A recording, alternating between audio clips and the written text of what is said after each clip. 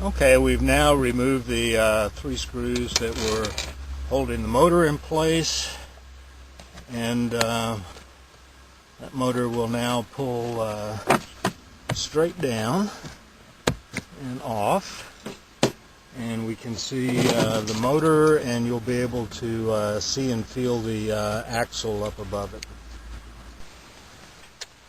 With the motor off, we're now going to come in through the top of the box and replace the blend door.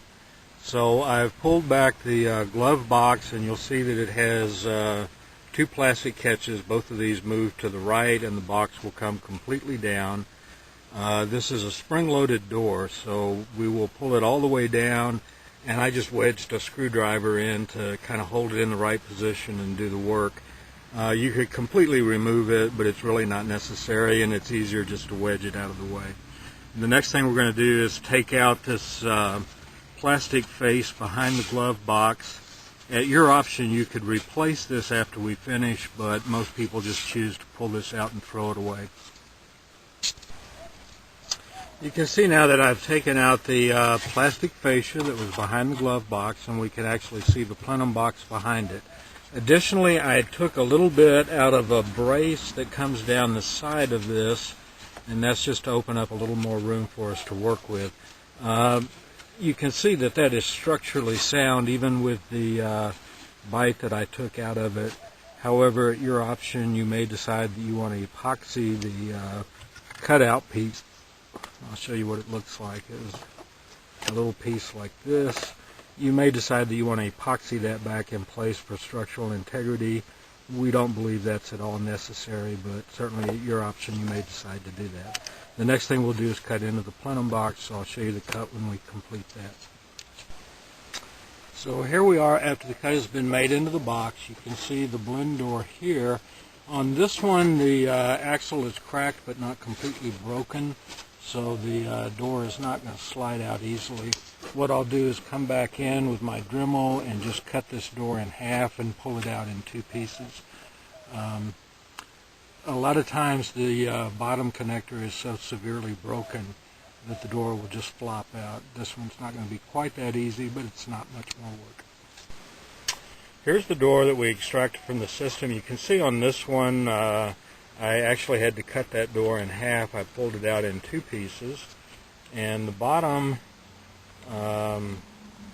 you can see where there were already cracks in the system, and I could actually feel that crack when I was first removed the motor and was trying to move it. I could feel the variation and movement from that cracking, and you can see the 2 little side extensions that were sitting down, and the motor shaft actually fits up into these pieces. That was cracked, and I could feel that crack from the bottom also. This one was a little harder to extract than most because I did have to cut the door and then wedge the bottom piece out, and this cute little piece kind of got caught in the bottom, so I had to use a screwdriver and kind of snap it up out of there. You may find it a little frustrating, but it's worth the time and effort when you finally get it done. So at this point, we've gotten the old door out, we've got the motor off, we've got the hole in the box, so we'll go ahead and put the replacement door in, and we'll check it after we do that. We're now ready to insert the heater treater door into the system. This is a typical door. It's in 2 pieces, so what we're going to do is to insert this in the box and up into the top loop, and you can see we've got that same piece on the door that we pulled out, so this will fit into that same area, and then we'll slide this over the bottom pedestal and put the motor connector up through there, which will give us the strength and connection to the motor. So we'll be back after we get the door installed. Okay, we've now got the new door in. You put it in up through the top loop, insert the connector up through the bottom, and connect the wire back up. I always say that twice because first time I did this I forgot to connect the wire. It took me an hour to figure it out. Anyway, connect the wire back up, and the motor in place. And I'll let you watch the blend door move. I'm changing the temperature right now. So I've moved it a little bit. We'll move it all the way hot. When we go all the way hot, that door is going to come all the way to this direction.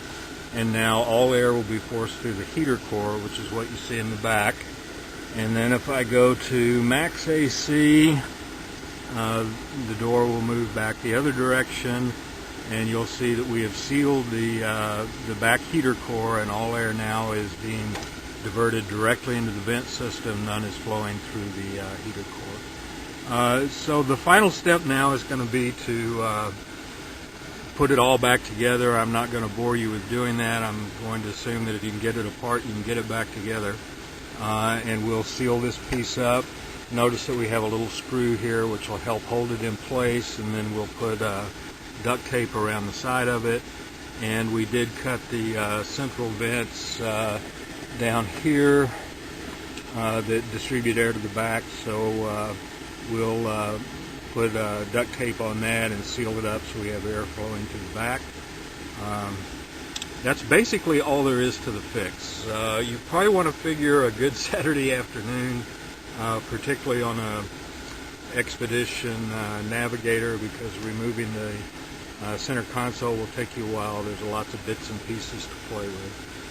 But the fix will be very solid. You'll see good operation from it. I'll make you look at it move again so that you'll believe that it all works. But this is something you can do without removing the entire dash. It's much less expensive than taking it to the dealer. So we would like you to consider our HeaterTreater products. Thank you.